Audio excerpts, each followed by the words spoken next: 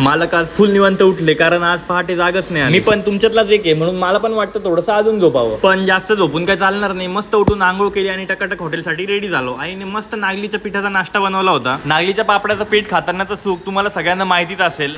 मग काय हे सुख घेऊन पटकन हॉटेलला निघालो. तर शुभ सकाळ मित्रांनो. आज आहे स्पंदन मिसळचा 226वा दिवस. नाशिक मधील गंगापूर रोडच्या स्पंदन मिसळ मध्ये तुमचं स्वागत आहे. आल्या आल्या मस्त फ्रेश ताजे पाव घेतले आणि मस्त मोडालेली मटकी बॉईल करायला टाकली. बाकी कामं आवरून मिसळ बॉईल होता होता पटापट कांदे कापून घेतले. मस्त तरीदार मिसळ रेडी झाली आणि कस्टमरची पण सुरुवात झाली. जवळपास 9:15 वाजता सगळे टेबल लागून गेले. पहिल्याच कस्टमरने एकदम प्लेट चाटून पुसून मिसळ खाल्ली, त्यामुळे चवीचा अंदाज तर येऊनच गेला. मग काय आपल्या मस्त चमकदार आणि रसदार गुलाबजाम सोबत प्लेट लावायचं काम चालू होतं आणि कस्टमर पण पोटभर मिसळ खात होते. आपल्याकडे मिळणाऱ्या उत्तम चवीच्या मिसळमुळे प्लेट एकदम क्लीन होस्टर कस्टमर खातात. ते बघून हॉटेल मधलं खरं सुख मला मिळतं. सध्या बऱ्याच लोकांना एक प्रश्न आहे की पुण्यामधली आपली स्पंदन मिसळची शाखा कधी ओपन होणार आहे. तर मित्रांनो, गॅसचा प्रॉब्लेम सॉल्व्ह झाल्याशिवाय मी थोडं थांबून घ्यायचं ठरवलंय, कारण नाशिकच्याच आउटलेटला कधी कधी काही अडचणी फेस करायला लागत आहे. म्हणून सध्या तरी नाशिक बाहेरची जेवढी पण पब्लिक आहे, तुम्ही जर नाशिक मध्ये आलात तर स्पंदन मिसळची मिसळ टेस्ट केल्याशिवाय जाऊच नका. मग काय वेळ झाला होता, पटापट शुभमने धुतलेल्या प्लेटा चकाचक क्लीन करून घेतल्या. प्रतीक खाली झाडत होता आणि मी फटाफट पुसून घेतलं.